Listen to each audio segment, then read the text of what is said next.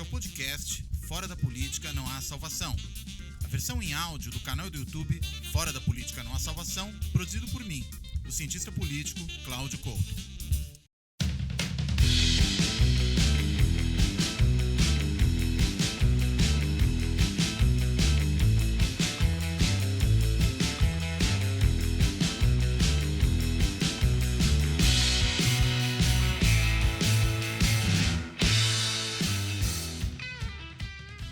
Olá! Este Fora da Política Não Há Salvação vai discutir novamente a conjuntura política brasileira, olhando aí para as alianças que se construíram em torno da disputa pela Câmara e pelo Senado, pela presidência das duas casas, mas que inclui também a mesa diretora, teve repercussão na questão da coalizão governamental e, claro, já tem repercussão na disputa eleitoral de 2022. É evidente que numa democracia tudo que acontece entre uma eleição e outra tem repercussão na próxima eleição, mas digamos que especialmente agora, porque muito do que foram essas idas e vindas em torno da candidatura do Lira, em torno da candidatura do Baleia Rossi, principalmente na Câmara, né, e o racha que houve, as traições, a disputa dentro do Democratas, enfim, tudo isso começou a gerar um cenário que pode ter efeitos na disputa de 2022. O DEM vai estar com o Bolsonaro? Não vai? Rodrigo Maia, que era quase uma oposição, era um opositor do Bolsonaro na Câmara, mas estava no DEM, partido que tem gente no governo, vai sair do partido? Como é que isso vai se refletir lá na frente? O ACM Neto já falou que talvez esteja com o Bolsonaro, mas ele não estará com extremistas, então eu não sei o que ele quer dizer com isso, essas duas coisas parecem não combinar muito. Caiado já falou que pode estar... Enfim, é uma baita de uma confusão. Então, nós podemos, a partir da discussão dessa conjuntura, pensar um pouco a questão das eleições de 2022 e tudo aquilo que está em torno dela, né? Inclusive questões, por exemplo, relacionadas à construção de alianças e financiamento de campanha. Hoje, o grosso vem do fundo público, mas ainda há a possibilidade de uso de recursos privados. Enfim, para discutir esse monte de temas, mas puxar o gancho aí dessa situação mais recente, o convidado de hoje é um grande amigo, um colega de muito tempo, o professor Bruno Pinheiro Vanderlei Reis, mais conhecido só como Bruno Reis, não vamos confundir com o prefeito eleito de Salvador, o carlista Bruno Reis, esse Bruno Reis é outro, né? Atleticano de coração, então brigando ainda pelo Campeonato Brasileiro, muito melhor do que os cruzeirenses, evidentemente. E eu quero dar as boas-vindas para o Bruno, é um prazer estar com ele aqui, tanto pela amizade como pela condição de colega, pela inteligência do Bruno. E, Bruno, dando as boas-vindas para você, o que a gente pode esperar depois do que foi aí essa semana tão confusa em torno da eleição da Câmara e o que vem depois? Como é que a gente pode ver os efeitos disso para a política brasileira aí pelos próximos 2 anos? Um abraço e bem-vindo. Tem um cara como Bolsonaro, um presidente da República, né, já é um contrafactual, um evento improvável, um destruidor de prognósticos em si mesmo, né? E uma vez lá produz uma presidência difícil de parametrizar e produzir predições previsíveis, né? A certeza que a gente tem é que é com emoção, né? Nenhuma garantia de nada, né, fixado em algum lugar por muito tempo. Mas, naturalmente, a gente usa os parâmetros usuais para tentar ver aí, assim, em boa medida, as coisas vão mais ou menos evoluindo dentro do que a gente já imaginava, né? Tem que fazer. A lógica intrínseca do sistema se impõe, gostando do presidente ou não, né? Embora é isso, do Bolsonaro a gente não sabe se ele amanhã cai em um mês ou se simplesmente chuta o pau da barraca e desestabiliza o regime geral, né? Então ele é uma presidência ruim de operar. Quando você fala, desculpa, só te perguntar... Uma normalização. Eu brinco assim um pouco, eu me recuso a normalizar o Bolsonaro. Não é normal, né? Não é normal de jeito nenhum, é fora da curva, basta ver o lugar do Brasil no mundo nesse momento. Sim. Né? Agora, quando você fala em lógica do sistema, você está pensando no que especificamente? Na questão da coalizão? No que você está pensando? Da coalizão, né, do presidencialismo de coalizão. Basicamente, a gente tem um sistema presidencial forte, né, com fortes prerrogativas na pessoa do presidente, mas que, no entanto, tem um sistema eleitoral que dispersa, né, os plenários, fragmenta tudo. De maneira que você compõe um mandato. Qual é a peculiaridade da chamada presidencialismo de coalizão, né, presidencialismo multipartidário? É porque, normalmente, o governo de coalizão é isso. Você fez uma eleição parlamentar, e aí, eventualmente, nenhum partido tem maioria sozinho, e o pessoal vai para a mesa ver quem monta um governo, um bloco majoritário. Né? No caso quando isso se dá no presidencialismo, alguém foi eleito, falou, você é presidente, quem vem? Então, é muito mais ad hoc e um pouco desajeitado, né? Nesse sentido. E fica num certo varejão, que é mais ou menos inevitavelmente extraprogramático, porque o programa, bem ou mal, já elegeu o presidente. Embora, no caso do Bolsonaro, é difícil discernir programa naquela campanha. Né? Mas, enfim, é detalhe. Mas, de qualquer maneira, ele seria o presidente. Né? E aí vai descobrir, já dentro do governo, o que vai ser isso. Né? E a gente está tentando até hoje, e o próprio Bolsonaro também. O nível de improvisação do governo é medonho. Né? Aí, tem muita gente morrendo por causa disso. Né? Mas ele falou que não é culpa dele, né? Porque o que ele indicou para as pessoas é um placebo que não faz mal, então não matou ninguém. Ele se recusa a fazer. Tem um problemão, né, desses que aparecem a cada século, uma vez. E ele se recusa a simplesmente normalizar a resposta, alinhar com o resto do mundo. Então, claro, vai ser diferente, vai ter dor de cabeça. Eu ainda acho, que o caminho que o Bolsonaro adotou foi um beco sem saída político. Né? No ano passado, na hora que estava no auge do efeito do auxílio, tinha muita gente em pânico, né? Ele vai produzir um desastre, vai matar um monte de gente, mas vai jogar a conta no colo dos governadores e pronto, vai se safar com isso. Acho que não está óbvio essa altura, que não é nem um pouco tão simples quanto isso. Né? A fatura já veio. Né?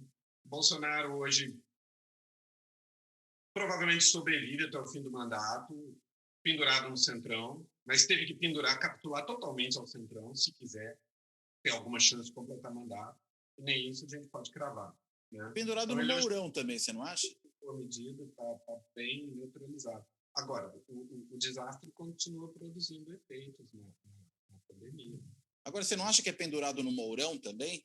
Mourão é até uma coisa que serve para segurar outras, né? De repente, aí o sentido é esse. Mas, trocar o Bolsonaro pelo Mourão, não sei se é muito negócio, né? Para mim, para você, né? Para nós, também. A diferença um pouco é o seguinte: as vinculações orgânicas do Bolsonaro, a incômoda proximidade, para usar um eufemismo, do Bolsonaro com milícias e com a banda podre das polícias e tal. Que não tem no caso do Mourão, né? Que não é o caso do Mourão. O Mourão é um general, né? É o alto comando do Exército, muito mais organicamente representado do que na figura do Bolsonaro. Né? Bolsonaro é uma espécie de submundo, ele saiu do Exército há 30 anos atrás, né? 30 anos antes de ser eleito, e foi cultivar, né, uma base eleitoral na banda podre. Né? Então, isso é uma peculiaridade do Bolsonaro que torna o Mourão altamente apetecível. Olhando para esse lado é mesmo. Né? Então, eu acho que, na verdade, do ponto de vista de certo establishment, conservador, direitista, trocar Bolsonaro por Mourão é perfeitamente tranquilo. Inclusive, não ia ter grandes incômodos, eu acho, nos quartéis, no Exército, etc., nessa eventualidade. Até por isso, eu acho que ele teve que capitular, digamos, para valer com o Centrão, na hora que... E o que é o Centrão? O Centrão nem é propriamente um agrupamento programático, economicamente liberal, ou o que quer que seja. Isso era um pouco o Rodrigo Maia. E o DEM tenta ser. Né? Algumas alas do DEM. Agora, o Centrão não, né? O Centrão no certo sentido, o baixo clero fisiológico do Congresso, é o varejão. Ele não é um grupo orgânico, né? Ele é a designação genérica que a gente dá para o baixo clero de autoempreendedores individuais da própria carreira, né? Em partidos pequenos, que o sistema brasileiro faculta, né? Viabiliza. Né? E aí você tem essa meiuca aí, que está up for grabs, está aberta para negócios. Né? Então, o Bolsonaro, nesse momento, inteiramente, a mera sobrevivência, a mera perspectiva de completar o mandato, está inteiramente dependente desses caras. Aí, assim, a chance de completar é boa, mas se a calamidade do outro lado fica grande demais e alguns grupos com poder de veto se mexem e resolvem se livrar dele, não vai ser o Centrão que vai salvar ninguém, porque ele se acerta com o próximo também. Né? Então, a situação dele, eu diria que é frágil. né? Embora eu acho que é isso. Eu pergunto, se sobrevive, e claro, o mais provável é que sobreviva, até 22, ele como presidente, ele tem influência, ele tem a caneta, né? E eu acho que ele é a presença mais certa num segundo turno de 22. Né? Agora, sinceramente, como eu digo sempre, já queimei a língua com Bolsonaro, não custa Quem não nada. queimou, né? Quem não queimou a língua com Bolsonaro? Quem não queimou? Pois é, mas não custa nada para queimar de novo, mas nesse momento eu acho que o Bolsonaro não é favorito no segundo turno contra ninguém. Né? Eu já dizia isso em 18. Já dizia isso em 18, mas as circunstâncias mudaram muito. Né? Sim, ele, num certo sentido, era um cavaleiro solitário que as pessoas puderam idealizar em 18, no momento em que estavam topando qualquer parada para virar a chave, né? Mas não vai ser o caso agora em 22, vai ser uma eleição sobre Bolsonaro. Né? E aí eu acho que ele chega fraco. Assim, ele pode estar vivo ainda e tenta fazer uma narrativa ad hoc a respeito dos seus desastres na pandemia. Mas me parece claríssimo que se ele normalizasse o combate à pandemia, se ele simplesmente alinhasse com a OMS, neutralizasse, ele estava numa posição muito mais forte agora. Ele estaria praticamente imbatível em 22. Qual é a racionalidade disso, se é que há ainda? É muito difícil, né, responder isso. Os historiadores vão ter que explicar para a gente daqui a algumas décadas, mais do que a gente. Talvez o pessoal da área de comunicação, que entra, os jornalistas mesmo, que entram na vida, né, dentro da coisa. A gente olha para as estruturas, né, Cláudio? Um pouco alguns parâmetros institucionais básicos e a interação previsível. Mas, assim, é um playbook importado inteiramente, né, dos esquemas do Steve Bannon, americano. Quer dizer, as duas presidências notoriamente alinhadas com isso eram Trump e Bolsonaro, mais nenhuma. Sim, né? Mesmo os outros populistas de direita, né? Exato. Tem outros extremistas de direita na paisagem, mas esse playbook é bem Trump e Bolsonaro. A estratégia da desinformação, a estratégia do esvaziamento do esvaziamento do debate público, ao torná-lo irrelevante, porque torna ele inteligível, porque você fala qualquer absurdo. Não é que quando você espalha as chamadas fake news, que é um péssimo nome, né? Não se trata de notícia falsa, boato sempre existiu. O problema é a estratégia da disseminação sem autoria, sem responsabilização nenhuma, mas disseminação sistemática de desinformação sobre qualquer assunto. E você fala uma coisa hoje, fala o contrário amanhã e tudo bem. Entendeu? Você está jogando para... Qual é o objetivo disso? Eu ouvi isso conversando um pouco com colegas da computação. Mas o objetivo, Virgílio Almeida, por exemplo, o objetivo disso claramente não é propagar o conteúdo da mensagem específica que está sendo disseminada. O objetivo é espalhar desinformação. Produzir o caos nessa coisa e surfar um pouco nisso. Né? Porque o debate fica esvaziado, cara. Assim, Trump fala qualquer mentira qualquer dia, Bolsonaro fala qualquer mentira qualquer dia. Confrontado com as mentiras, fala, bom, essa é a sua verdade, a minha verdade é outra. Entendeu? Tem uma naturalização para a esfera pública, para o poder público, de um certo irracionalismo anti-iluminista, assim, isso mesmo. Um relativismo moral e epistemológico, sim, que, no limite, esvazia a democracia. A democracia está sentada num liberalismo socrático, né, kantiano, de que a gente pode trocar ideias, de argumentar e, eventualmente, nos esclarecermos mutuamente, ao fazer isso em público, produzir boas decisões coletivas. E de uma racionalidade iluminista mesmo, né? Como você bem colocou. Exato, total. A democracia está sentada em cima disso. A democracia no seu aparato constitucional. Mesmo que o mundo real nunca tenha sido isso, claro. Né? E a tentativa de você intervir estrategicamente, ou mentiras, ou blefes, ou trapaças, nisso sempre teve no campo. Mas é que agora, com a internet, com o WhatsApp, com a pulverização das fontes e a possibilidade do anonimato das fontes, isso virou um recurso político poderoso que é, no limite, desestabilizador dessas premissas mais fundamentais da democracia. Porque até a terra plana, eu gosto de chamar isso, mais do que fake news, de terraplanismo político. Porque o terraplanismo é o paroxismo disso. Eu consigo falar em público e segurar a onda até que a terra é plana. Entendeu? Assim, é quase como se fosse uma provocação. Falar, olha, segura, eu vou sustentar que a terra é plana e quero ver vocês virem para cima de mim. Entendeu? Esse é Ponto, quer dizer, isso realmente corrói o espaço de você conversar racionalmente numa hora dramática, como, por exemplo, uma pandemia. Agora, quando a hora é tão dramática como uma pandemia, reduz muito o oxigênio político desse terraplanismo, né? Porque aí tem uma confrontação com a realidade. Você pode enrolar por um tempo com a conversa de gripezinha, né? A certa altura tem 250 mil mortos and counting, e vai continuar subindo. E aquilo que era meio hipotético começa a chegar na vizinhança de todo mundo e na família de todo mundo. E, eventualmente, o resto do mundo começa a normalizar. E você olha comparativamente, o seu país é o primeiro ou o segundo onde morreu mais gente. Uhum. E aí a conversa de economia, que colava mais ou menos há um ano, começa a parar de colar, porque a economia na Europa, ou sei lá mais onde, ou na Nova Zelândia passa batido, na Europa logo começa a se recuperar e o Brasil afundado. Então, justamente no Brasil, onde a grande preocupação do presidente era que a economia não parasse, daí todo o resto se dane, né? Que era a conversa do Trump também. Mas não faz sentido. Terraplanismo.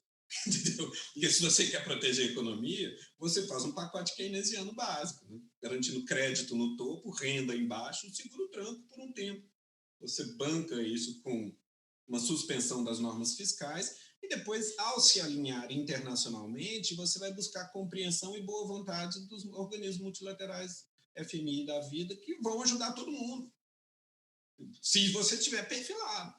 Agora, se você chega sabotando todo mundo, isolando Índia, que você vai ter que comprar vacina, falando mal da China todo dia, cara, entendeu? Assim, não, a ideia de que o pessoal em torno do Bolsonaro tem uma estratégia refinada em torno disso, se confronta com os erros que são brutais, mesmo do ponto de vista das prioridades estratégicas dele. Eu acho que o que tem aí, que você pode chamar de estratégia, é essa estratégia da desinformação, esse terraplanismo político, para confundir. Exatamente porque você não tem substância nenhuma para segurar nada. Sim. Não tem massa crítica nenhuma, você está lá para avacalhar. Né? O que eu costumo dizer quanto a isso, às vezes, é o seguinte, pode até ter estratégia, não quer dizer que ela seja boa. Né? Exatamente. E nem que ela não tenha custos, né? Ela é muito imediatista, o cara enxerga até aqui. Né? Ou seja, ele consegue... Ele está no meio de uma pandemia em que ele não tem produção própria de vacina e consegue passar o ano inteiro esculachando a China de palhaçada em Twitter. Entendeu? Não é nada que teve uma crise com a China e que, de repente, infelizmente, a gente teve que confrontar. É bobagem. É para jogar para a galera. É apenas a estratégia do terraplanismo político e China é um dos alvos. Ficar lá falando, fazendo discurso racista e tal. Bom, isso tem custo. Né? Aliás, então, é interessante, você está falando isso, estou pensando numa coisa que eu vi esses dias, agora, acho que talvez tenha visto hoje ou ontem. Aquele blogueiro e YouTube, não é mais youtuber, né? Porque perdeu o canal do YouTube, bolsonarista, o Alan dos Santos, ele escreveu, acho que uma postagem no Twitter dizendo algo mais ou menos assim, dizendo, olha, comemorar que a gente foi censurado no YouTube e o pessoal comemora, agora debater com a gente não conseguem. E quando eu li aquilo, eu pensei, mas não dá mesmo para debater com esse cara, porque os parâmetros do debate, né, que ele utiliza não são os parâmetros do debate racional, né, daquele debate que faz sentido. Né? É isso que você está dizendo, quer dizer, como é que eu vou debater com um terraplanista? Né? Se ele vai simplesmente asseverar que a Terra é plana e pronto, e ele olha para o horizonte, vê um risco reto, portanto é plano. Né? E qualquer evidência que você traga de que a Terra é redonda, fala, não, mas isso, só que os caras estão lá te enrolando e você está acreditando nessa bolota que a Terra é redonda. É uma conspiração, né? Ou seja, é um debate impossível mesmo, né? Não tem um critério externo consensual de validação disso. E ainda assim, né, é engraçado, a gente viu essa semana, pensando um pouco nesse terraplanismo político, como você bem o chamou, a indicação da Bia Kicis para a presidência da Comissão de Constituição e Justiça e Cidadania da Câmara dos Deputados. Quando eu vi aquilo, eu falei, gente, realmente não nos falta mais nada. Bem, isso, por outro lado, é completamente consistente com o governo Bolsonaro. Né? Se você tem Bolsonaro na presidência, Salles no meio ambiente, né? Você vai ter a Bia Kicis aí. E um colega nosso, enfim, que tem defendido bastante, que as instituições estão funcionando, está tudo bem, enfim, a gente entabulou um debate sobre isso, e ele falou, olha, ela vai ser moderada, porque o papel dela como presidente da CCJ a obriga a moderação. Eu falei, olha, me desculpa, né, mas eu acho que é um pouco como colocar um terraplanista na NASA. Né? Isso não vai dar... Não, mas se não se comportar... Vai ter que você deixar de ser terraplanista, senão não fica na NASA. Eu falei, Aí eu pensei comigo, acabei nem levando adiante a discussão, mas vou pontuar aqui, né? E se o foguete caiu, né? Quantos foguetes vão ter que cair até que isso aconteça? Ou seja, tem uma ideia... As pessoas morrem, é assim mesmo. Não, dava para evitar. Tinha gente de evitar. Não, e a ideia de que, digamos, as instituições da democracia estão funcionando e contendo esses excessos, parece que ela é uma ideia que não considera o prejuízo que é causado até que, digamos, os excessos sejam de alguma forma limitados, né? Você concorda ou não? Concordo. Tem um certo sentido que é altruísmo dizer que as instituições estão funcionando. Instituições, se existem, funcionam. Elas sempre existem. Ponto. Elas produzem efeito, elas balizam o cenário e produzem efeito e informam as decisões das pessoas que estão lá dentro. Ponto. Agora, aí vale um pouco de turbinar um pouco sociologicamente o conceito. O que são instituições? Isso é algo que voltei nas minhas aulas, lá no Parsons, na minha tese. Teoria dos sistemas. Porque o que a instituição faz? Eu acho que tem um gancho muito bom. Instituições acoplam valores a rotinas. Tá? Então, instituições são dispositivos normativos, né? Regras, né? Que o que elas fazem, um procedimento qualquer está institucionalizado no momento que aqueles valores ou objetivos que aquela coletividade buscava realizar estão plasmados numa rotina que a instituição impõe. Tá? E aí você está aqui...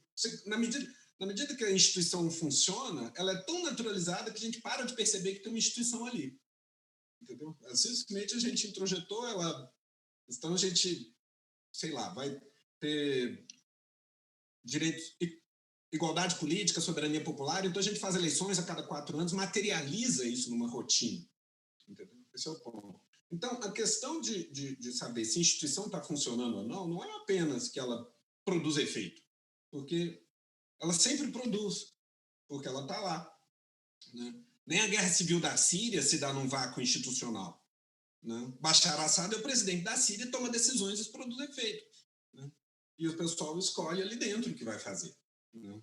Quando dá um golpe em 64, os militares põem tanque na rua e dão um golpe, no dia seguinte o presidente da Câmara tem que declarar vaga à presidência para poder produzir efeitos no golpe. E aí não vai faltar quem esteja dizendo lá que as instituições estão funcionando. Vai reunir a bancada do PSD inteira e da UDN e vai eleger Castelo presidente. Vai ter um Tancredo gritando canalha, mas vai ter um monte de gente falando que as instituições estão funcionando. Mas eu acho que o suposto dessa ideia de que as instituições estão funcionando não se preocupe, a democracia não corre risco real. Não é isso? Isso você só vai ver ex post, né? O que é a democracia correr risco real? Né? Na medida em que o governo... Na medida em que Bolsonaro se permite cometer um crime de responsabilidade assim de ano, né? E, eventualmente, se omitir numa pandemia dessa gravidade e multiplicar várias vezes o número de mortos, que em alguma medida era inevitável, mas é óbvio que foi multiplicado várias vezes pela omissão do governo, e até por ação proativa que atrapalhou, né? A própria controvérsia em torno do Supremo tem a ver com o fato de que ele queria impedir estados e municípios de agir, e o Supremo resolve abrir um precedente dizendo não, é melhor você não impedir, quer dizer, se eles quiserem agir, eles poderão. Né? É isso que ele faz. E ele inverte isso e depois disse, olha, o Supremo falou que o problema não é meu, é deles. A transmutação é incrível. Ele tenta atrapalhar. Nem vou dizer ele queria matar um monte de gente. Não é, inadvertidamente. É porque é mal informado mesmo. É porque é ignorante mesmo. Não enxerga essa droga. Vai dar trabalho, vai gastar dinheiro nisso, vai fazer mal para a economia. Ele deve ter passado pela cabeça de círculos próximos da presidência do Planalto de que o melhor é deixar espalhar e aí vai morrer quem tem que morrer. Eles usaram essa expressão. Darwinianamente. E aí, pronto, imaginando provavelmente que se faz isso, em 15 dias espalha todo mundo, morre 10 mil pessoas e pronto. Não, meu amigo, vai ficar 10 anos espalhando. Né? Vai morrer 10 milhões de pessoas. Então você está desinformado. Só que ele age desinformadamente. E as instituições, elas não são apenas uma regra, né, que está à disposição do Congresso caso o Centrão esteja insatisfeito. O impeachment Né? No caso do crime de responsabilidade, é uma boa ilustração para saber se está funcionando ou não. Então, o governo se omite em uma matéria dessa gravidade, de maneira gravemente desinformada. Matando Faz gente. sentido. Oi? Matando gente. Matando gente. Né? E aí você fala, tem que remover esse cara, tem que fazer um impeachment. Aí alguém fala, não, o Centrão, os deputados adoram, porque nada como um presidente fraco para eles arrancarem prebendas, então não vai ter impeachment. E aí na página seguinte fala, as instituições estão funcionando. Não. Ou, se as instituições estão funcionando, ele vai sofrer impeachment porque cometeu um crime de responsabilidade. Não vem ao caso se o que o Centrão acha. Porque o impeachment não está lá para remover o presidente caso o plenário esteja insatisfeito na alocação de verbas orçamentárias. O impeachment está lá, foi escrito pelo Constituinte em 88, para remover o presidente que cometa crimes de responsabilidade ou crimes comuns no exercício do mandato. Diante disso, a denúncia tem que ser examinada no mérito quanto ao crime. Há fundamento na identificação de um crime que justificaria a remoção ou não. Se as pessoas responsáveis por esse exame, em vez de pensarem no mérito, se há crime ou não, pensam na sua conveniência mais imediata, isso é inevitável em alguma medida, ok, é preciso ser realista. No entanto, isso significa que a instituição, tal como desenhada, para a finalidade para a qual foi desenhada, não consegue funcionar inteiramente, o que é sempre verdade. Porque as instituições nunca estão invulneráveis. Claro. Né? Mas é preciso olhar isso, botar isso em termos binários. Estão funcionando, não estão funcionando? Não faz nenhum sentido. Porque instituições sempre funcionam em alguma medida, mas elas nunca funcionam plenamente. E nem resolvem todos os problemas, e nem tudo depende só das instituições, né? Claro. Agora, o que se pode dizer com muita clareza é que de 2010 para 2020, as instituições passaram por um processo de depauperação. Depauperamento, que eu acho que seria. Né? Elas são, obviamente, mais vacilantes do que estavam, do que qualquer pessoa julgaria que estavam lá para 2009, 2008, etc. Então, nesse momento, todo mundo fica falando assim, o que será que Bolsonaro vai fazer? Será que ele vai tentar peitar o Supremo? Será que ele vai tentar botar para interferir, tentar federalizar as PMs, tentar interferir ali dentro, tentar desestabilizar? O que ele quer quando ele facilita acesso a armas? Entendeu? Se a gente está preocupado com esse tipo de coisa, se a gente está fazendo... em suma, se a gente está se perguntando se as instituições estão funcionando ou não estão funcionando, é porque elas, em boa medida, já não estão. Porque quando elas estão, isso nem passa pela cabeça da gente. Eu brinco um pouco assim que o colapso institucional é impossível até ser inevitável. Se essa frase fosse rigorosamente verdadeira, já seria inevitável, porque a gente está pensando nisso o tempo todo. Claro. Né?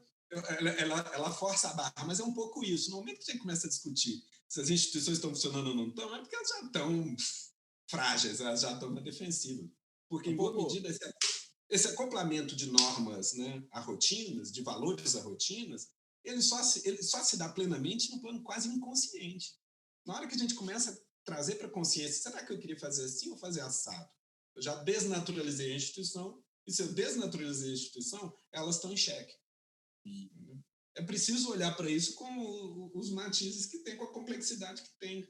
Né? Se estão ou não estão, elas nunca estarão funcionando plenamente e nunca estarão inexistentes. Né? É interessante. Tem afirmações que só são feitas quando, na realidade, a dúvida sobre o que elas afirmam é muito considerável, né? E tem motivos para ser, né? Eu acho que essa é uma... É que nem o Bolsonaro quando diz, aqui mando eu. E aí fica todo mundo, será que manda mesmo? Né? O Cartola que fala, o técnico está prestigiado. E pronto, já cantou a bola, né? É verdade, né? Que você não precisa... As instituições estão funcionando é uma frase parecida.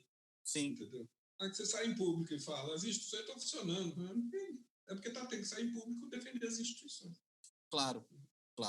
Agora, como será que isso fica, vamos dizer, nos arranjos políticos, né, que a gente tem visto?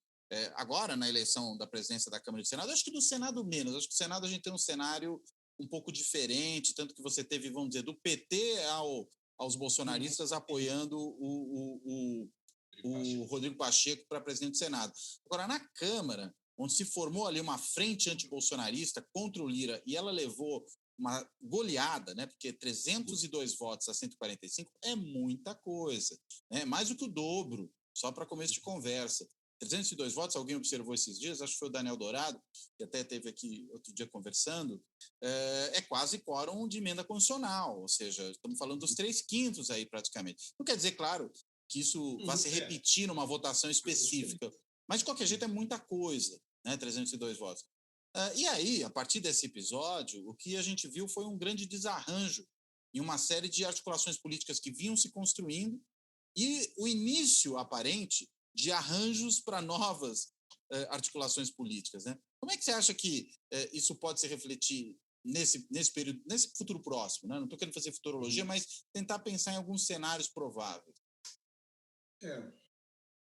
Eu acho que assim, a articulação, até pelo que a gente consegue ver nos jornais um pouco, e eu cada vez mais passo os olhos, assim, mais do que mergulhar, né? 20, 15 anos atrás, eu consumidor compulsivo de cada dia do jornal, né? Mais de uma assinatura e tal. Agora meio passo os olhos. Mas assim, pelo que a gente consegue inferir, apesar do desastre na Câmara, desastre eu falo do ponto de vista da concertação em todo o Rodrigo Maia. Rodrigo Maia é um grande perdedor do dia, né? Ele sai muito diminuído, né? Ele conseguiu desagradar todo mundo, né? Sim. Ele que era o cara que foi muito importante nesse período todo, desde a queda do Cunha até agora, ele é um cara que deu uma certa vestimenta institucional para a presidência da Câmara, da forma como ele exerceu, né?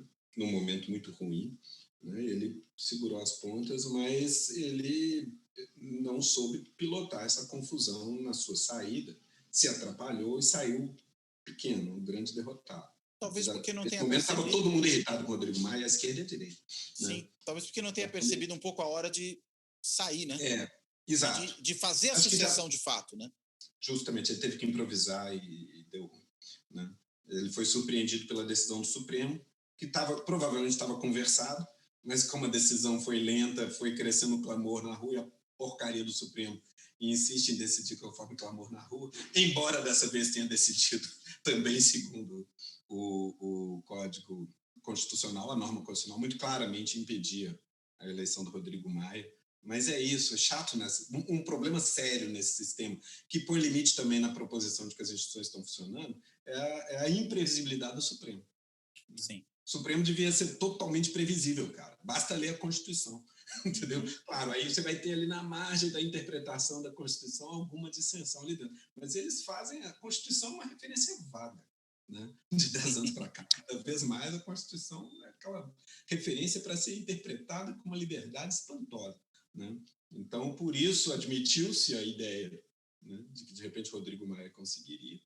Claramente, quando abriu o julgamento, o Supremo estava inclinado a isso. Aos poucos, o mal-estar foi crescendo, né? Até porque a atmosfera não é mais a que era, né? E aí eles acabaram cedendo. Mas é um incômodo a mais. Mas, de qualquer maneira, eu tenho a impressão, como eu dizia, lendo o jornal um pouco, é que a articulação em torno do Baleia Rossi não foi de todo inútil, no sentido de que algumas pessoas estão falando de quebrar o gelo entre atores institucionais que não tinham mais nenhum canal de comunicação interno desde o impeachment, né? Pode ser, e verdade. Ali teve PT apoiou Rodrigo Pacheco, apoiou Baleia Rossi, junto tempo um recomeço de uma naturalização da conversa transpartidária, inclusive transbloco, digamos assim, dentro do Congresso, que é indispensável, condição necessária para qualquer coisa. Não é suficiente para nada, mas é necessário para qualquer começo de conversa. Eu morro de saudade da época em que o presidente da Câmara era escolhido pela maior bancada, o primeiro vice-presidente era a segunda maior bancada e pronto, né? E assim vai, monta a mesa toda, né? E foi vamos lá, tudo bem que a gente está ficando velho, mas foi outro dia, né? Foi outro dia. Isso foi diluindo aos poucos, mas o grande divisor de águas me parece a eleição do Severino, né? Em 2005, em que todo mundo se atrapalhou, sério, né? O governo tentou enfiar goela abaixo da Câmara o Greenhalgh, que não descia fácil, e isso foi desastrado a ponto de ter o próprio Virgínio Guimarães, deputado do PT, se lançar. Contra o E a eleição de presidente da Câmara virou esse corpo a corpo insano, né? Que só pode dar errado, né? Não tem como. 500 eleitores e os caras rodando o país de jatinho para fazer corpo a corpo. Isso tinha que ser bancada partidária. Mas só que se você tem 30 partidos e a maior bancada tem 11%, naturalmente o espaço para vazar qualquer arranjo é muito grande. Agora, enfim, no arranjo em torno do Rodrigo Maia, a coisa ficou feia, imagino. O DEM, nesse momento, é do ACM Neto. Rodrigo Maia pode ficar sem lugar, estou falando nele até mudar de partido. Pode ser. Né? Nesse momento, esse quadro é incerto, mas eu acho que eu concordo com algo que eu vi da Magna, Inácio, minha colega. Que falou com a gente no programa anterior. Foi, né? Pois é, disso eu nem sabia. Né? O que eu vi foi no Valor, a Magna dizendo, e estava lá o Mendonça de Barros na mesma página dizendo algo parecido. O Rodrigo Maia é um representante orgânico da agenda tipo Paulo Guedes. O Rodrigo Maia é um cara próximo dos interesses do mercado financeiro, uma agenda pró-mercado, desregulamentadora, etc. Ele vocaliza uma bancada, mais ou menos à direita, economicamente, né? E, portanto, tem uma agenda proativa, institucional, quanto a passar alguma coisa. O Centrão não. Né? O Centrão não tem nada, não significa nada disso. Né? De maneira que é resolver problema para eles, mais ou menos imediato, sem uma agenda. E ainda assim, eu acho que há um problema, não sei se você vai concordar, mas a minha leitura é que o Bolsonaro, que chegou muito tarde a essa coalizão, né? Ele chegou, enfim, depois de 2 anos de governo. Se a gente quiser ser um pouco generoso, pode dizer que isso começou a se construir já na metade do ano passado, depois da prisão do Queiroz, né? Antes começou a ter um flerte ali, mas a prisão do Queiroz, me parece, é um fator fundamental para dar essa inflexão, e aí o Bolsonaro fala, não, preciso mesmo do Centrão. Só que, ao contrário do que normalmente a gente vê em governos que ganham a eleição, né, elege o presidente, e aí montam a sua coalizão usando o apoio do Centrão, e todos o fizeram, em vez dos partidos do Centrão, que eu gosto de chamar de partidos de adesão, aderirem ao governo, parece que dessa vez foi o governo que aderiu a eles. Né? Exato. Ou seja, o Bolsonaro é caudatário desses partidos. Sim. E acho que isso... E esses partidos não tendo essa espinha vertebral programática, que é o que você está apontando, quer dizer, qual é o rumo? Não tem uma agenda clara. Ontem estava repercutindo um pouco disso, do governo, alguém tinha anunciado, não sei bem se precisa saber dizer quem, tinha falado de um monte de prioridades. O governo sempre foi o Lira ou o governo, falando de umas 30 prioridades, mas a prioridade é uma. Sim. Isso não tem claramente... Acho que não dá para apostar em muita coisa. O primeiro biênio já não foi de sucessos parlamentares, né? Os sucessos, como a Magna aponta, foram puxados dentro do legislativo, né? E nesse momento você não vai ter no legislativo uma liderança com uma agenda, né? Então, uma agenda legislativa propriamente institucional. Porque o governo também tem muito pouca capacidade de articular, né, um projeto. Sim, porque o governo Bolsonaro é basicamente e aí é bem, eu acho que isso é profundo, mais do que a coisa da fake news. O Bolsonaro é um predador. Ele não é um cara que vai construir políticas públicas. Ele não vai reunir um grupo de pessoas que pensam mais ou menos como ele para desenhar uma política pública concatenada que distribui responsabilidades na esplanada de ministérios entre os eixos federativos e especificar uma rotina administrativa que resulta num efeito politicamente desejado dele. Não é isso. O que ele faz é a remoção. Ele está atrapalhando. Licença de pesca, fica atrapalhando. Tira isso daí. Limite de velocidade, começa a fiar. A agenda dele é de remoção, né, de políticas. Ele faz um estrago danado, né, no plano administrativo. Quem entrar para governar depois dele tem que pôr em pé quase qualquer setor. Né? Mas do ponto de vista de desenho, construção institucional, fala, não, desse jeito está errado, eu vou construir de outro, porque eu vou fazer uma institucionalização em outros moldes. Esquece. Né? O governo Bolsonaro não sabe o que é isso e não é capaz de concatenar isso direito. E eu diria que isso vale até para o Paulo Guedes. O Paulo Guedes, o que você pode atribuir a ele é uma visão de mundo. Né? Ele sempre foi esse propagandista. Né? O cara, o profeta dos mercados, que há 35, eu conto sempre, há 35 anos atrás, eu era aluno de graduação, eu vi Paulo Guedes em seminário de universidade, lá para provocar estudantes de esquerda, recitando neoliberalismo. É isso, esse tipo de bobagem. Né? Ele não é um cara que você tem uma visão clara de um aparato institucional alternativo pelo qual você deveria organizar o Estado e que oferecesse detalhadamente o desenho e como vai implementar. Não é isso. Ele não é esse operador. Ele não é esse cara, né, preparado nesse plano. Não é uma lã, digamos assim.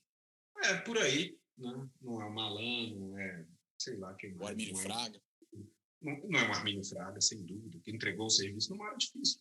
Sim. Em 99, quando ele veio dos Estados Unidos, a esquerda ficou apavorada, a raposa para cuidar do galinheiro, mas no certo sentido foi isso mesmo. O cara que enxergava como se dava, estava no meio de especulação contra a moeda, ele sabia como isso funcionava, foi para a cara de braço e prevaleceu. Né? Uhum. O Paulo Guedes não é isso. Entendeu? Não é mesmo. Né? Ele é um ideólogo. Ponto. Então, a ideologia dele pode ser menos extravagante do que o terraplanismo usual. É uma outra forma de mistificação, mas mais estabelecida. Né? É a mistificação dessa certa idealização dos mercados, que se diz liberal, e eu sempre rejeito o rótulo. Falo, liberal sou eu.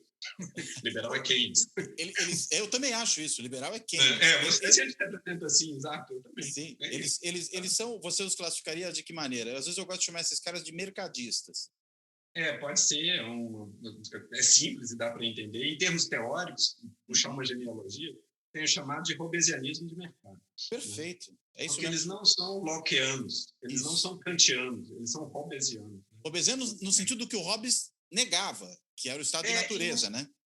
Sim, exatamente, mas no sentido exatamente... O gancho para mim outro dia a respeito disso foi lembrar na controvérsia em torno da pandemia, né, da vacina e tudo mais, e o pessoal reivindicando a liberdade de ir para a rua, né, de não usar máscara, de não se vacinar. Eu falei, peraí, gente, a liberdade no silêncio da lei é a concepção que o Hobbes tinha da liberdade. Né? O que a lei, eu sou livre na medida que a lei não me proíbe. Na liberdade do estado de natureza, mas que é a guerra de todos contra todos. Exatamente, eu faço o que eu quero. E se isso vai matar alguém, paciência, que se defenda, porque eu vou lá matar. Exato. Né? Mas eu acho que, desse ponto de vista, Paulo Guedes e Bolsonaro tem muito a ver, né? Porque a concepção de liberdade dos dois é próxima. Exatamente, eu acho que tem sempre aquela perplexidade do paradoxo de que o liberalismo econômico é receptivo ao autoritarismo político. Cara, o autoproclamado liberalismo econômico, o fundamentalismo de mercado, ele é politicamente autoritário. Ponto. Sim. Né? Porque ele simplesmente fala da afirmação unilateral da vontade de alguns em detrimento do resto. O ponto do liberalismo é como nós fazemos para sermos todos livres juntos ao mesmo tempo. Uhum. Aí Locke esboça uma resposta, Kant melhora muito. Locke esboça uma resposta, Rousseau outra, e Kant arruma a casa. Uhum. Imperativo categórico. Então, eu tenho o dever, né, de não fazer aquilo que pode matar alguém de Covid. Né? E o Estado liberal vai me obrigar, vai tornar isso uma obrigação legal. Né? Então, assim, quando a ideia de que o liberalismo impede o Ocidente de responder bem à pandemia, eu acho que é profundamente mistificador. Né? É porque não chega a ser liberal para valer. Né? É mais anarcocapitalista, talvez, algo assim. Por aí. Nos últimos 50 anos, a gente derivou nessa direção. Né? Uma direção menos liberal no sentido somos livres juntos e coexistimos e controlamos as externalidades das nossas ações de maneira concertada politicamente. Isso eu diria que é uma utopia liberal, né? Mas derivamos disso rumo ao solte-se quem puder, né? Em nome do liberalismo. Eu chamo isso a mais bem-sucedida mistificação ideológica dos últimos 50 anos, porque essa é uma mistificação diferente do terraplanismo, essa é uma mistificação que colou para muita gente. Sim. Né? Na coisa. Eu mesmo já fui mais receptivo a essa conversa fiada do que eu ando cada vez menos. Não, e é interessante, né? Porque ela encontra receptividade em atores que, a rigor, são atores sofisticados, né? Esses operadores de mercado que estão lidando com situações complexas. de fato. Claro. Mas parece que quando eles juntam isso com a política, a complexidade desaparece, né? Exatamente. E não conseguem entender, inclusive, as mediações. Acho que isso, inclusive, aparece muitas vezes nessas, digamos, visões de mundo de uma nova política, o estilo Partido Novo, por exemplo, que fala, não, a política não pode ser profissional, né? Mas o cara não chama um amador para trabalhar na empresa dele, né? Ele quer o amador só lá na política, ou seja, só aí que não é profissional, né? E aí eu sou rico bastante para poder ser amador na política, então que sejamos amadores. Mas, ao mesmo tempo, contraditoriamente, fala, eu vou selecionar o cara para a política por headhunting. Né? O que é uma má forma de seleção política, porque, inclusive, é uma forma antipolítica de seleção. Você não está selecionando o cara com base no próprio processo político, que vai testá-lo de verdade. Você está selecionando esse cara com base em outro critério, né? É a mesma coisa que você selecionar jogador de futebol numa peneira de basquete. É outro jogo. O ator político, o mérito dele, a qualidade dele, é quando ele responde ao público adequadamente. Né? Então, ele é um representante. Ele não é um técnico nesse sentido, conheço. A questão é se ele representa bem. Representar bem é no sentido de se ele está bem conectado na base, entende o que se passa lá, vocaliza o que está lá e vai à luta, eventualmente até para achar uma barganha construtiva, que é o ideal. O melhor que ele pode fazer, muito mais do que bater chapa e perder, é achar o acordo em que melhora a posição para todo mundo. É isso que eles estão fazendo lá. Sim. Só que a gente demoniza o Conchavo. Né? Agora, o bom político é o cara que faz isso bem. A melhor metáfora não é o técnico que sabe as soluções. O cara que sabe as soluções é o rei filósofo, cara. Monta uma ditadura e dá todo o poder ao cara que sabe tudo. Né? Platão. Né? A democracia decorre exatamente porque a gente sabe que esse cara não existe. Né? Porque quem estiver dizendo que sabe é porque está mistificando. Então, você tem que achar uma maneira de processar as vontades de todo mundo. Aí tem que ter quem faça esse leve trás bem, de maneira dura, de maneira firme. E aí, instituições importam, no sentido qual é a regra eleitoral, qual é o sistema eleitoral, tudo isso entra nessa mecânica para saber se isso vai funcionar direito ou não. Mas a melhor metáfora, eu falo o seguinte, o político não é o filósofo trocando ideia no plenário. O político é o advogado, na sessão, em busca do acordo. Né? Ele tem que lutar pelo seu cliente. Eles não estão lá trocando ideia. Eles estão lá lutando pelo melhor resultado possível para o seu cliente. Ou para ganhar a causa, ou, se não der para ganhar inteiramente, ver que tipo de acordo ele sai com ela. É isso que eles estão fazendo lá. Agora, quem pode fazer boa advocacia do eleitorado, ou de fatias diferentes do eleitorado? Não é o headhunting, entendeu? Não é o cara. É o cara que tem a confiança do eleitor lá embaixo, que tem a confiança do interlocutor no plenário. Né? Ele tem que... Às vezes a gente demoniza os caras que ficaram 30 anos nos plenários, né? E eram relator do monte de gente, o Romero Jucá da vida, fala, isso deve ser um canalha. Fala, cara, se ele fosse um canalha, ele não podia ser relator de tanto projeto, entendeu? Ele pode dizer, o sistema é jogo bruto e ele se brutalizou no meio. Vá lá, eventualmente eu não quero. Eu preferia que isso tirasse mais fácil, tudo bem. Mas não simplifique isso como se fosse canalice, porque não tem jeito. Você tem que ser... As pessoas têm que confiar em você dentro do plenário e, de alguma maneira, você tem que ser capaz de conectar isso com a eleição, com o eleitorado do lado de fora. Se o sistema eleitoral é ruim, pode ser que você... Eu acho que era o nosso caso, em boa medida. O nosso sistema eleitoral botava o representante muito mais dependente do seu financiador do que de núcleos do eleitorado, nichos do eleitorado especificamente. E isso nos levou à desgraça. Isso produziu nossa desgraça, em boa medida. Mas é disso que se trata. Como é que eu conecto esse cara que consegue compromissos eficazes lá dentro e, ao mesmo tempo, consegue falar pelo público dentro do plenário e falar pela instituição em nome do Congresso junto ao seu eleitorado. Esse é o objetivo, né, do desenho. E aí, meu amigo, isso é para políticos. Para a política, use políticos. Não é trivial. É simplesmente a profissão mais difícil que existe. Né? Sim. Não é para quem quer, não. Eu concordo com você. Eu acho que é isso mesmo. Muito bom. Esse é o ponto o tempo todo, né, Cláudio? Você está aí, você fora da política. Não há salvação. É total. Essa é a ideia, né? Uhum. Fora da política, nós nos matamos. Essa é a ideia. Né? Exato, esse é o ponto, né? Não dá para ficar negando a política. Colapso, o que tem é a violência. Exato. Então, você tem que desenhar a política para achar os compromissos que nós mesmos não sabemos que são possíveis, né? Mas eles lá, eventualmente, exatamente porque se habituam a conviver, aquilo que o Lenin xingava como cretinismo parlamentar, o cafezinho da Câmara, é isso, eles precisam sair à noite para tomar um esquinho, eles precisam ir no cafezinho juntos. Certamente, nos últimos 5 anos, fizeram menos do que deveriam. Ou seja, o cretinismo de cretino não tem nada, né? Não tem nada de cretino. É uma racionalidade profunda, distribuída, uma inteligência distribuída ali por baixo. A ideia de que você tem, se o sistema eleitoral estiver azeitado e os representantes bem conectados na retaguarda, e isso é um desafio, não é fácil, o desenho institucional bom para isso, né?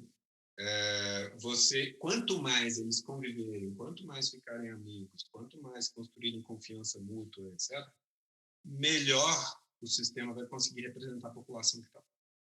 E é interessante, você falou essa coisa da canalice, né, que a gente se referia a certos políticos, como era Jucal ou qualquer outro como um canalha. Na realidade é interessante, porque é uma leitura, eu diria, muito puramente moral da política e não faz uma leitura propriamente política da atuação desse indivíduo. Ele pode ser um canalha, não se trata de não ser, né? Não estou fazendo defesa de ninguém aqui. Agora, o fato é, ele sabe operar as instituições. Ele sabe jogar o jogo. E na hora que ele sabe jogar, ele cumpre uma tarefa importante, que é necessária para que o sistema funcione. Acho que talvez essa, inclusive, seja a diferença importante, só para ilustrar, entre uma figura como, por exemplo, Renan Calheiros e uma outra como Eduardo Cunha. Eduardo Cunha pode até ter uma habilidade ali instrumental no sentido de fazer um jogo que lhe dá vantagens, mas ao mesmo tempo ele é predatório em relação à estrutura institucional.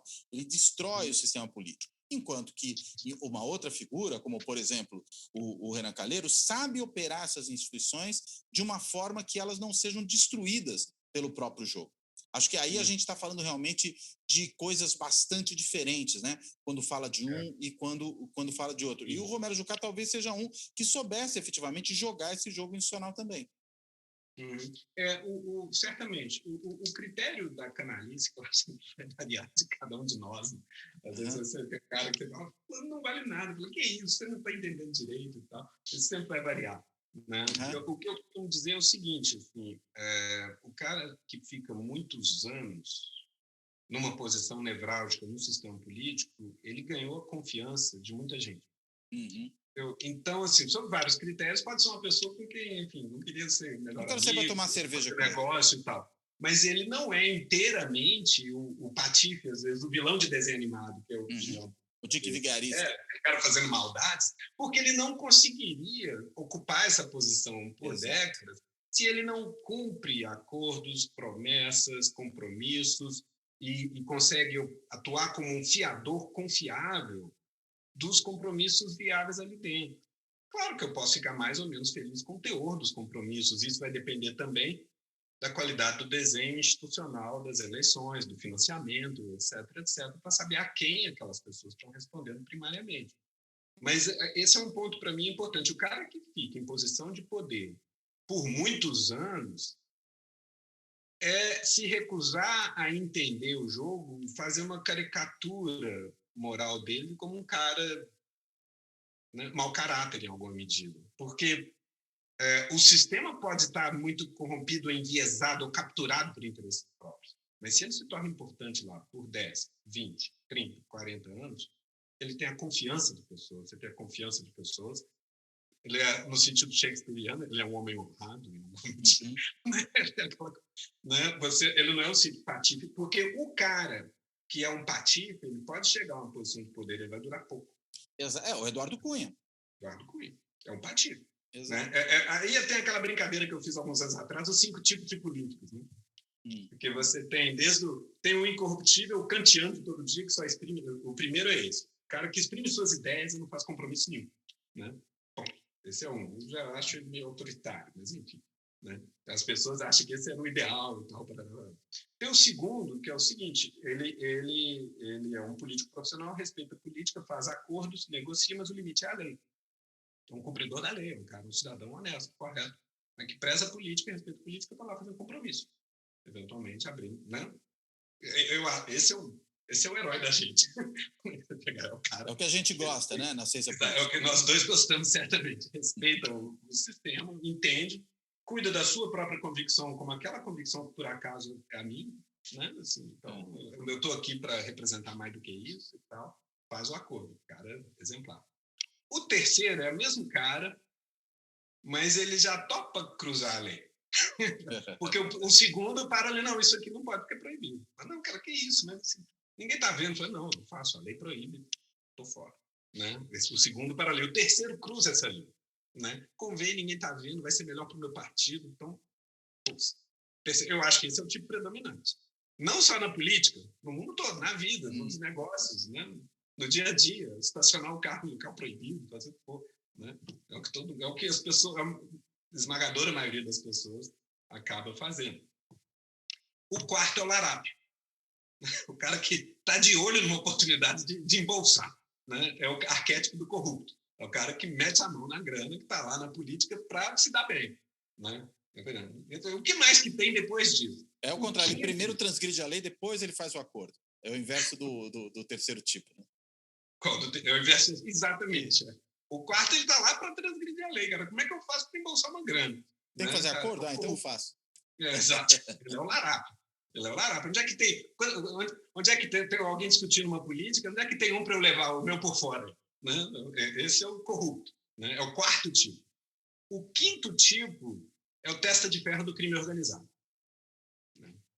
Esse é o último. Esse nem é o cara que primariamente é político e eventualmente se corrompe. Ele é o criminoso que vai para a política promover as atividades do crime. Né? E isso é muito importante, quer dizer, muito boa essa ideia. É uma tipologia que eu fui esbotando, coisa de sala de aula, né? Eu botei no Facebook anos atrás, 2016. Muito bom isso. Essa coisa, bombou, repercutiu um bocado, assim, eu volto aquilo para pensar um pouco. Claro que quando eu estava pensando no quinto tipo, eu estava pensando no Eduardo Cunha. Nem sei se é verdade ou não, vou conhecer pessoalmente o cara. Mas o próprio destemor agressivo com que o Cunha operava, o risco que ele topava incorrer, sugere que as preocupações primordiais dele estavam em outro lugar, na minha cabeça. Né? E aquela coisa... Então, a preocupação que eu tinha naquele momento, o risco que a gente está correndo nesse momento, é encher as cadeias Lava Jato, e Deus a tem, Deus não, capeta, aguarde no raio do inferno, no quinto inferno. Né? Que pegou um problema regulatório importante como corrupção e transformou em prender gente. Né? Porque o que acontece é o seguinte, o risco que a gente estava correndo com o Lava Jato era encher as cadeias do terceiro tipo, talvez até alguns do segundo, que acham que estão obedecendo à lei, mas depois vem um juiz e reinterpreta a ação dele e diz que é criminosa depois, enche as cadeias de tipos 2 e 3 e enche o plenário de 5. Isso. E às vezes até já a presidência da República, né? Eu juro que em 16 isso não me passava pela cabeça como uma possibilidade. A minha preocupação era os plenários, porque exatamente como o financiamento permanecia um problema e tinha tirado as grandes empresas, quem sobrava no jogo financiando era um pessoal que tinha liquidez num certo varejo que provavelmente não estava distante do crime organizado, do tráfico, da lavagem de dinheiro, de grupos que usam, às vezes, as próprias igrejas para lavar dinheiro e depois botar no financiamento de campanha. Porque eu falava, na hora que a gente tira a Odebrecht, o Itaú, etc., do financiamento, quem vem não sou eu e você fazendo fundraising no Facebook. Quem vem é o tráfico, antes da gente. A milícia. Então, isso em 16 dava para dizer. Né? Agora, não se trata de dizer que então estava bom do jeito que estava, seguro, não, mas assim, faltou diagnóstico claro da raiz do problema, da natureza do problema e dos riscos implicados ao simplesmente chutar o pau da barraca.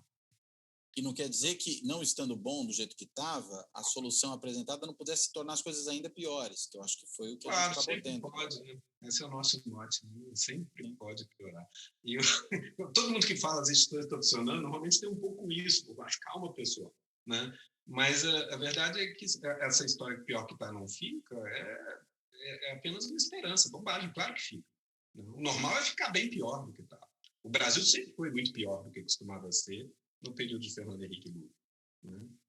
Então, era fácil piorar. É fácil olhar para, mas era um esquema muito corrupto. Não, tem alguma hora que não foi. Né? O problema, né, eu, como funcionário público desde 94, digo com muita clareza que entre 94 e 2010, 2015, o controle que o Estado tinha sobre o que eu fazia e deixava de fazer aumentou muitíssimo. Qualquer pessoa que lida com o Estado mais proximamente sabe que os controles aprimoraram enormemente. Até por isso que o Lava Jato foi possível. Faltou aprimorar os controles sobre os controladores. E aí às vezes os controles até chegaram ao exagero, né? Claro. Um exagero contraproducente. Eu costumo especular com isso. De se bobear, um dos principais erros do PT no governo foi remover alguns controles sobre os controladores. Uma coisa deu trela demais, certamente, o Ministério Público, o hábito da indicação do mais votado pela própria corporação, uma votação promovida pela Associação dos Procuradores, que é isso. Tinha que ser pelo menos de uma forma mais institucionalizada, né? Porque também essa escolha que termina no Aras também não é uma boa saída, né? Sim, mas você tem que pensar nisso. De qualquer maneira, o presidente responda politicamente por isso. Né? É menos ruim do que você terceirizar, delegar a profissão. Claro. Né? Claro. Porque eu acho que o Fábio Prieto, que é um juiz de São Paulo... Muito bom, conheço, Fábio. Eu vi na televisão uma vez, e tive com ele outra, ele põe isso muito claramente. Na hora que a presidência diz isso e delega a uma associação a organização de um processo de escolha, que é constitucionalmente do presidente, ele está delegando um pedaço da soberania popular para uma corporação profissional. Ele não pode fazer isso. Então, quem ele vai escolher é outros 500. Quem ele quer ouvir antes é outros 500. Ele não pode simplesmente abrir mão e falar, não fui eu. Porque é isso, no limite você começa a botar incentivos errados na parada. Perfeito. Botar os incentivos cruzados e certos controles, né, por exemplo, deixa de ser prioridade na cabeça da Procuradoria-Geral da República, o que vai acontecer com a estabilidade institucional do modo geral. Que deveria ser, né? Calma, certamente. Deveria ser. Ela tem que zelar por isso. E o Supremo nem se fala, né? O Supremo nem se fala. Isso devia ser. Eu acho que o Supremo, na época no auge da Lava Jato, privilegiou sua função de última instância, de corte penal de última instância, sobre a sua função de tribunal constitucional. Perfeito. Deixou a função de tribunal constitucional no segundo plano, subordinou a função de tribunal constitucional, de guardião das instituições, à função de tribunal Bedel. Bedel. E pior, né? Assim, até mesmo como tribunal penal de última instância, devia zelar melhor pelos direitos e prerrogativas dos réus. Claro. Ou seja, não deixa de ser um tribunal constitucional também. Não deveria deixar de ser. Exato. Excelente, Bruno. Olha, acho que... Cláudio, obrigadíssimo. Eu que agradeço. Essa conversa foi muito interessante. Nossa, foi realmente muito boa. Quero te agradecer. Vou deixar aí só aí as suas palavras de encerramento, que o nosso tempo também já... O tempo ruge, né? Como a gente poderia dizer. Sim. Então, Bruno, por favor. Cláudio, obrigadíssimo. Não tem nada. Eu sempre acho que eu me expando até demais. Eu não faço uma pergunta cada vez mais mal educado. Não consigo simplesmente responder as perguntas, sai falando. Mas, enfim, é um prazer enorme poder encontrar você de novo nesse período que a gente não encontra mais pessoalmente. Né? Pois é. A gente não se vê mais em Caxambu, a gente não foi a Caxambu. Esse ano não deu. Poder encontrar você e meus amigos pela tela. Alegria, estou sempre aberto. Tá ótimo. Bruno, então quero te agradecer muitíssimo aqui por participar desse episódio aqui do Fora da Política na Salvação. Quero, igualmente, agradecer aquelas pessoas que nos assistem no canal do YouTube, aqueles que nos escutam no podcast e convidar para até a próxima. Não saia.